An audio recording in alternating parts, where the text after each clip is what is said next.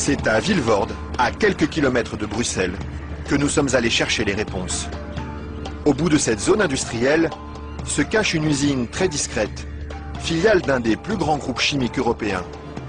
On y fabrique l'un des additifs les plus utilisés par l'industrie, le E441, plus couramment appelé gélatine. Et le responsable commercial de l'usine, Michel Vandenberg, n'est pas peu fier de nous montrer tout ce qu'on arrive à fabriquer avec son produit miracle. Alors je vais vous montrer quelques exemples des principales applications de la gélatine. On a vraiment le secteur alimentaire qui est l'application la plus importante au niveau mondial. Alors vous avez ici tous les produits gélifiés. Le premier marché pour lui, ce sont les bonbons. Mais on trouve aussi sa gélatine dans des gélules pharmaceutiques, des pellicules photo et même des shampoings. Il y en a partout de produits finalement. Ben, ce serait pas mal qu'il y en ait partout. Mais pour ça, il faut produire toujours plus. Alors ici, l'usine tourne à plein régime. Et la fameuse gélatine de Michel Vandenberg, la voici qui sort, tout au bout de la chaîne.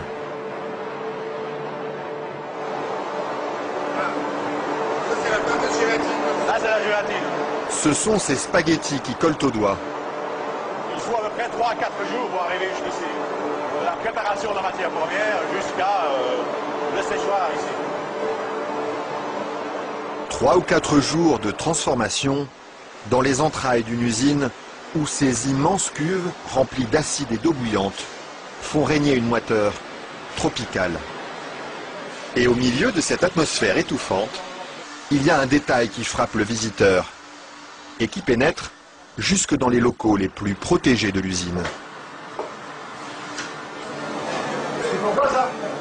Ah, c'est les odeurs. Ça sent mauvais ici? Ça dépend. Une odeur âcre d'acide et de graisse brûlée qui flotte sur tout le site jusqu'à l'extérieur de l'usine. Et la raison de cette odeur, la voici. C'est la matière première avec laquelle on fabrique la gélatine. Ça, c'est la matière première. Nous traitons donc la couenne, la peau de porc.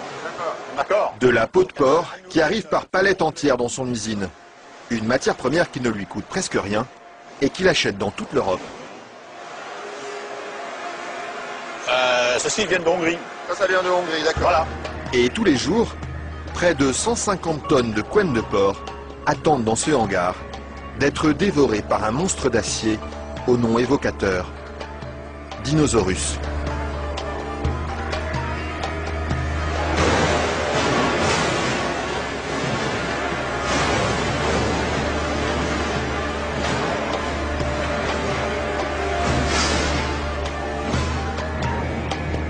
Grâce à cette matière première bon marché, Michel Vandenberg parvient à vendre sa gélatine à moins de 5 € le kilo.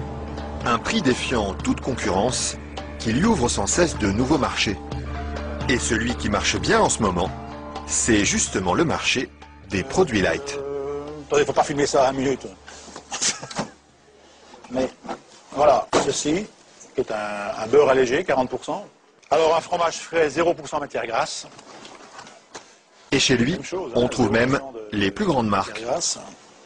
Mousse liégeoise de chez Auchan. Voilà, une mousse de la laitière. Alors un produit Weight Watcher, donc avec moins de matière grasse, donc pour stabiliser le produit, pour maintenir l'onctuosité des produits, on utilise la gélatine.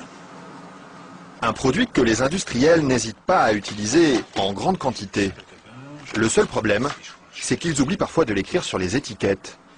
Quand on les regarde, on lit bien la mention gélatine, mais pas l'origine du produit. Ils mettent gélatine, mais ils disent pas quelle est l'origine de la gélatine. Pourquoi? Ils assument pas que ce soit fait à partir de porc. C'est quoi le problème qu'ils ont avec ça? Non, mais je veux dire... Non, parce que c'est un sujet très sensible.